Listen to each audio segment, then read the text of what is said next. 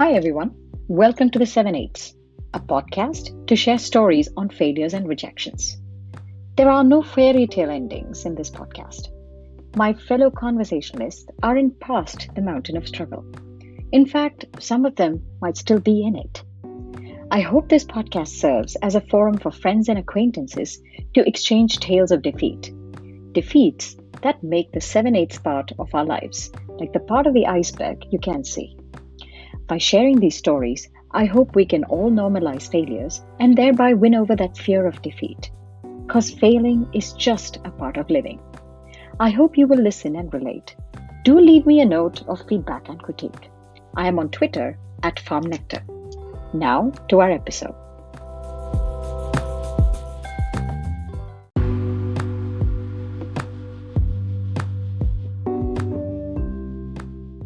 Welcome to episode 11 of The 7/8ths. This episode is a conversation with Puneet Soni, the co-founder and CEO of Suki.ai. After successful stints at Google and Flipkart, Puneet is building an AI-powered digital assistant. His startup is one of the top AI healthcare startups as quoted by Forbes and CB Insights. Puneet is also well known for his frequent posts on LinkedIn where he shares his struggles on the journey of building a company. He expresses his passion for improving healthcare and engages us in his aha moments. I sat down with Puneet to hear his story of the transition from being in the limelight at Google and Flipkart to being a lonely founder at Suki.ai. We talked about his struggles and his fears. Just listen in. How have you been? Let's start there. It's long and tiring and exciting and fun.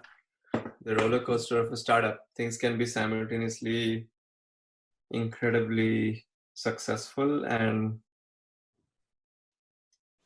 kind of desperate. So it all depends on how you look at it. But it's been good. Yeah. Yeah.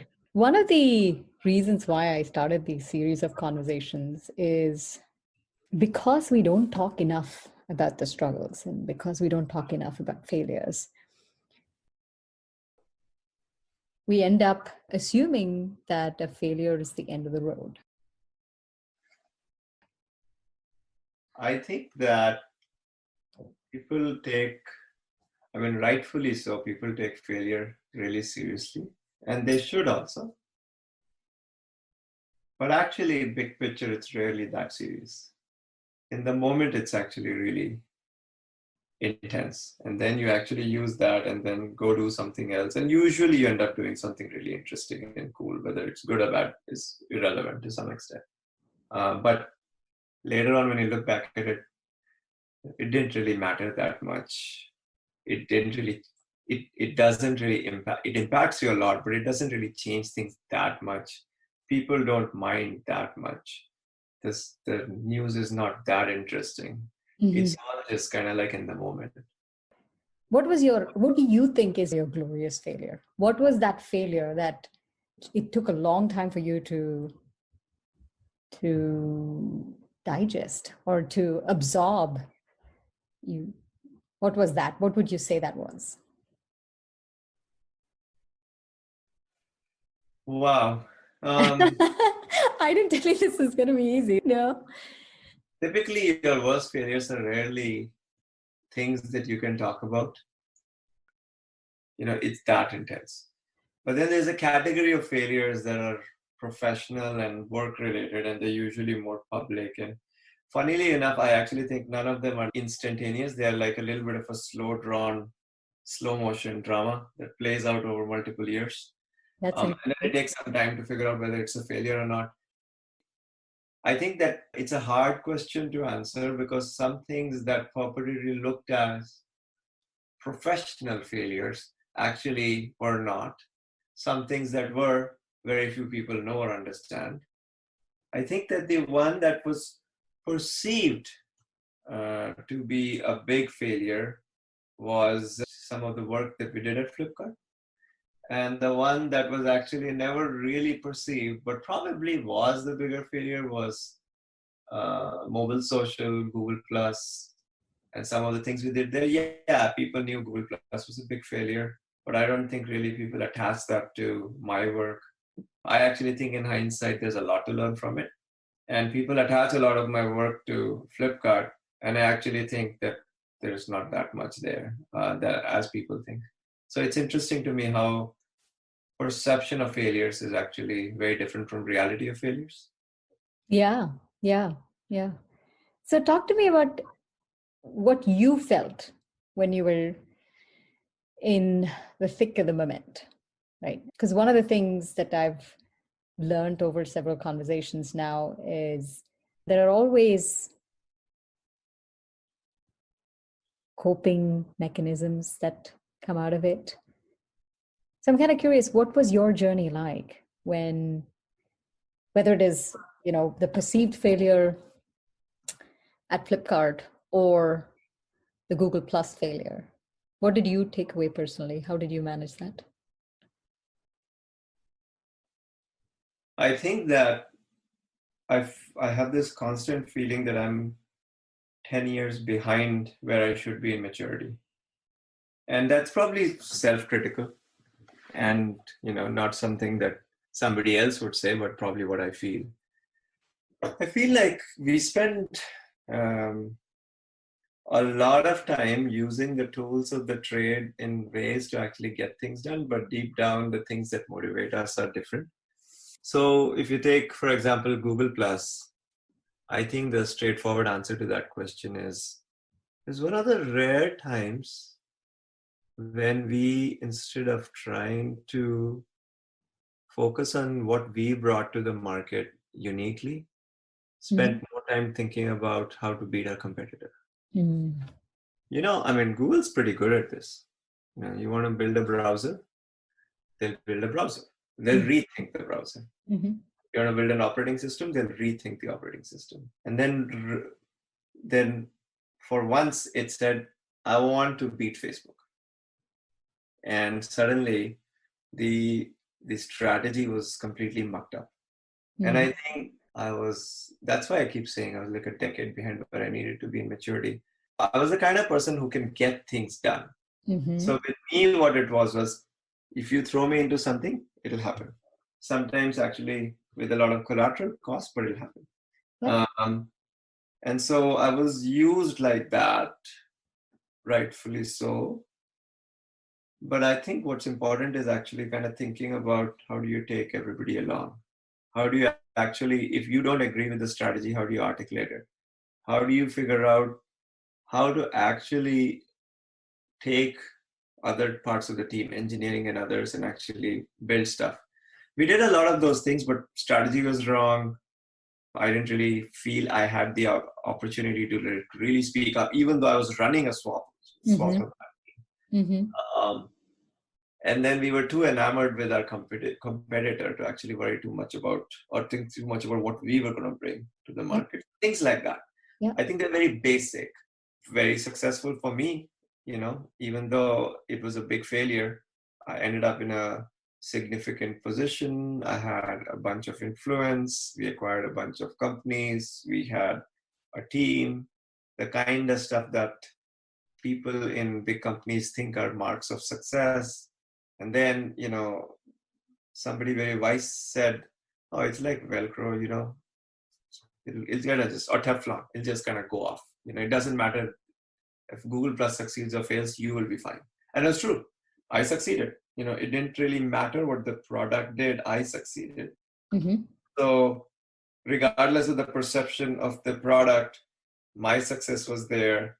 I personally feel it was one of my biggest failures. Who knows or who cares? Because it's all different.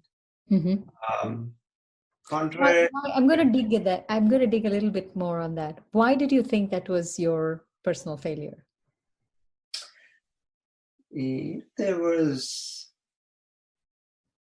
I couldn't get my point across. I was actually stubborn about a bunch of things, but with the wrong people. So stubborn about getting things done, even at the cost of, personal pain or pain to other people, because that's how you move big things together, but for the wrong things. And then I should have probably stood up to the leadership and said, no, this is not the right way to do things. I didn't do that. There was a team that was trying to build a version of effectively WhatsApp. I didn't support it, because it didn't meet the overall strategy. I should have. We probably, I'm not saying we would, there were 5 or 6 different times when Google could have done that. It didn't do it, but it was one of those. So, there is another aspect to it, which I don't know if I could do. I think there's one more aspect to it, which is perhaps I could have never succeeded because it's not me. It's not necessary that you have to win at every game you play. Some games are not your games. Interesting. I think failure is whatever you feel inside you. My interest is around situations where you perceived yourself failing in a situation, failing in a relationship, and how you get over it, how you retell the story, how you pick up and move on. That happens quite regularly. Now we're talking. Well, I mean, doesn't it? I'm sure it happens. Yes, and that's why I want to talk. That's why I want this conversation. Because to see Puneet, and again, your LinkedIn story is a story of success, one after the other. But then how do you deal with that everyday struggle of, hey, I don't feel good enough, or this is it, this is the end of my journey, my career, whatever be it, and then to pick up from there on and move on? So I feel that when something hits me, sometimes something hurts. Yeah. Sometimes I feel lonely. Yeah. Sometimes I feel, oh man, people don't even understand how it is to be in this situation, or most people don't. Yeah. Then I feel, let me write it. Mm-hmm. The act of writing gives me some amount of catharsis and freedom to express myself. Yeah. People resonate. Sometimes I get validation in that resonation. I feel, okay, good. People see this and I'm not alone in this process or thought I'm thinking about. Sometimes I had completely different reactions, but it's that, it's that process. And I find that usually you write better when you are feeling something. Mm-hmm. And in the journey of a startup, or even if you're building something in a high profile way, there's a lot of feelings. If you bring your heart to it, you're going to be hit. Yeah. And so that's what I meant. I when I am writing on LinkedIn and other places, I'm just usually writing whatever I want to write. Mm-hmm. And it turns out that more often than not, there's an audience for it. And it turns out that process selfishly is beneficial to me. Mm-hmm. Part validation, part for, my company and whatever work I'm doing and professional reasons. Talk to me about what your everyday struggles are. Where do you find the strength? How do you know where to look for that strength to move on, like to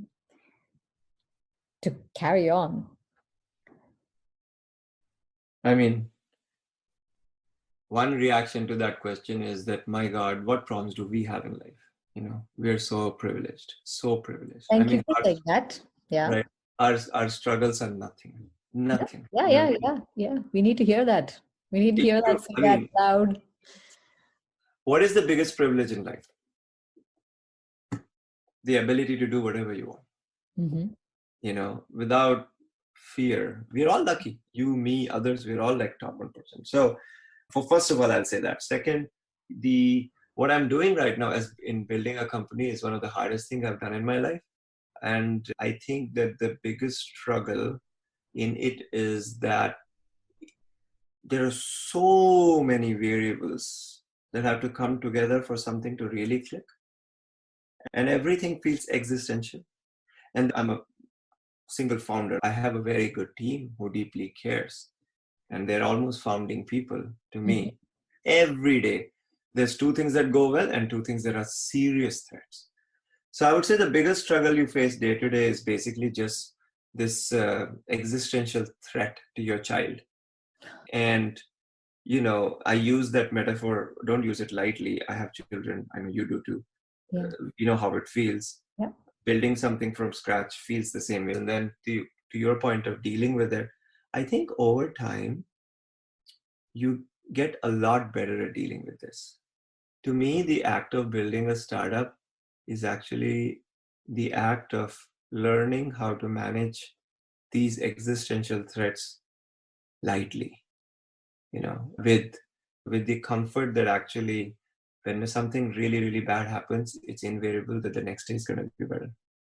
I used to say this. I say, if you're having a bad day at startup, then just wait a day. Yeah. Things will get better.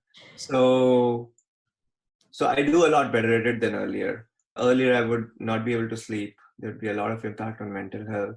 I would work out a lot, trying to just get over it. I would be difficult. I would be quiet. I would be withdrawn. A lot of that. And, again, no special drama there. Every founder probably goes through this. No question. So nothing special. I think now it's fine. I've gotten a little better. I don't really feel, I see the existential nature of the threat, but I also know that more often than not, in a matter of a day or two, it'll go away by itself. Mm-hmm. So you just kind of play the game a little bit more and it gets better. Do you take help? Did you take help when everything around you felt like was crumbling? Falling apart. Yeah. It's not easy to explain to somebody else. The only person who really understands is who's stuck with you living it day in, day out. Even your partner is not going to understand that. Mm-hmm. So you gotta help yourself. Yes, you gotta talk. I think the closest in a startup situation somebody can truly help you is a good board member.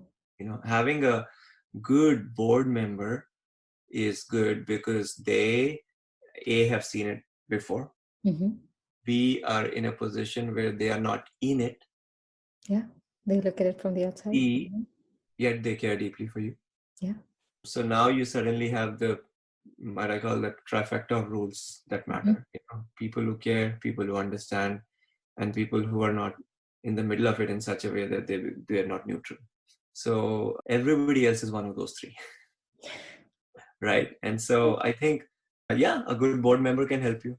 Mm-hmm. Some people do go talk to therapists, etc. Maybe, but to me, my board member is like a therapist, so I can talk to him. Yeah.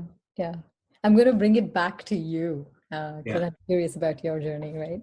Were you always like this in the sense how you perceive failures, or has this perception changed over the period of time, like from childhood through college through grad school? Were you always this way? I think anybody who wants to do something in life, whatever that might be, has to take failure, has to learn from it, but take it lightly. I applied to business school once, they rejected me. Twice, they rejected me. Third time, I applied to the top 5, I got into most of them. They kept rejecting me. Some people in this world say, wow, I'm not cut out for this. Move on. Other people say, this doesn't make any sense. I have to get in. Something's wrong with this system. I'm going to try to figure out a way to thread that needle. I think I probably fall in that category. I feel like our biggest failing in life is that we are afraid. I think there are a kind of people who actually are not faced by failure. And they're not great or anything. They're just a kind of people. Mm-hmm. They learn from it. I think I'm probably in that category of people. Mm-hmm. And there are some who are audacious, who are just amazingly berserk crazy. They are the ones worth admiring. We are just still somewhat not there. Yeah. Constrained by our ability to take risks. Yeah. What scares you when it comes to mediocrity? Oh, that is so deep. No, I mean, you are better off failing dramatically or succeeding wildly. The middle stuff sucks. Oh my God. I've never heard this, but it is true. I mean, I've thought about it. Yeah. I've thought about it, but I haven't articulated it in this way to myself. It's true, right? I mean, imagine anything in life. Relationship. How awesome would it be to fall in love with somebody and just self-destruct? Like it just happened and massive breakup. You remember the person for the rest of your life. Or you meet somebody and they're just so perfect and for the rest of your life you're happy. Imagine the middle. You find somebody mildly interesting, are with them, and it's neither here, neither there, but you're there for like a decade, maybe a life. A lot of people are. Yeah. You know, that's awful. You know, Oh starting a my God, company. Puneet. This is going to trigger a lot of listeners. It's true. You It is know, true though. Yeah. I mean, true. I you mean, say it really, as it is. Yeah. both paths make for interesting stories. What is this middle path? You know, I raise a chunk of money or build a great company, take audacious bet, fail. Like just it didn't work, burn it down, move on. Or build something audacious. Some people are like, this is impossible to crack. Go do the best job of your life and win. But this middle thing, neither is your revenue that much, nor it's too little. It's not too little to shut down, not too much to actually explode. Margins are not that great. People kinda do the job, but are not really excited. You can't shut it down. You can't keep it. That is just awful. Failure, in my genuine failure, in my opinion, is mediocrity. It is. Mediocrity is the worst failure. It's sad. You don't want to be there. So with that fear of mediocrity, were there instances where you saw yourself in that chasm, the chasm of mediocrity? How did you climb out of it? All the time. Everywhere. If something is your biggest fear, then you face it regularly, daily, all the time. I actually have a lot of pride in my company. I have a lot of pride in the people I put together. My team is really good. Some ways to negate it is to actually surround yourself with people who are really high quality. That's true. You know, That is true. yeah. That You know, can lift you up, you it know? can. Like you go in and you see this person who's just extraordinary, working hard on an idea. You know that these are super smart people. They're not doing it. And the moment when you work in a startup, none of these rewards are big enough anyways. They're doing it because they care. That is the antidote to mediocrity. But then there are other days. You ask yourself, maybe I am mediocre. Maybe I'm still not what I think I need to be. So those, we all face it daily. Yeah. This question might get asked more of women than of men, which I don't think is fair. We all share responsibilities both at work and at home. So I'm curious, you have 2 kids? Yeah. Your third child being your company. How are you balancing between the 3 kids? How do you balance between feeling like you're failing is a very strong word, but you're not being enough of a parent for your kids at home versus not being enough of a parent for your kid at work? It's interesting how I think that women deal with this question a lot more than men and are asked this question a lot more than men. And it's also interesting that even the most accomplished women I know have this genuine feeling of guilt between trying to balance these things. Yeah. And men don't feel guilty. I do feel bad. I think that COVID has made it a lot better. Being able to work from home at least multiple days in a week has just created a whole space and time that actually I never had. Mm-hmm. And actually what you realize is that your productivity is still sky high. This idea of work-life balance is useless. Like this whole thing doesn't need to be the way we have built it. Yeah. What this situation has taught us is there is a way to accomplish all your goals and spend time with your family without feeling guilty about any of the other thing that you're missing. So I'm doing a much better job at it.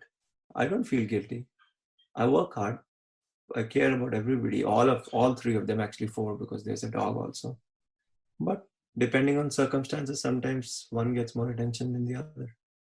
So it's really work home optimization rather than work home balance. There is this advantage that men have for some weird reason that I don't understand. That somehow we are not really put on this balancing act or put up to this balancing act. Yeah. Women are too. I don't know why. It doesn't make much sense to me. I feel the people who work in my company, there are a lot of women in my executive team. My God, they work so hard. And when they travel, they're racked by guilt of not having been there for their children. And I think there's something off with the world where we actually treat people differently. Yeah. Very frankly, that's another dimension where women struggle with the perception of failure. They feel like they're failing. Yeah. I know this. I see this firsthand. I've had conversations with folks in my team, women leaders who work in my group who feel that. You guys have a treadmill that's actually With an incline. at an incline. Yeah. And we run on a flat one. Yeah. And then we sometimes call upon you and say, why are you not running hard enough? Yeah. Weird. Don't forget the Lego bricks on the treadmill with an incline. Sometimes that's how it feels. Sometimes that's what it feels. What's your fear for the future? Do you have any? This nonsense that's going on in the country. I fear that our kids will grow up in a world that's more acrimonious. I think we are facing a moral deficit of good character in the people we look up to. Yeah, in leadership, yeah. You put me there at a very deep spot. Well, who said do this thing from 9 in the night to 10 in the night? So what did you expect? That's where it's going to go. Yeah. Well, I know we're at time. This is great. It was a pleasure talking to you too.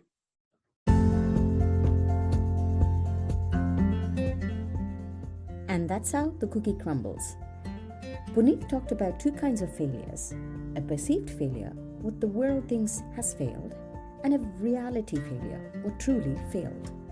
The key is to understand the difference between the two for yourself and leverage it. Puneet also called out that you don't have to win every game you play. Some games are just not your games. Puneet reminded me that we are all privileged for the most part. So, failure isn't really a full stop, but an opportunity to relook at our access and privileges. Thank you for listening to this episode. Do share your thoughts. I am on Twitter @FarmNectar. Until the next conversation. Cheers, guys.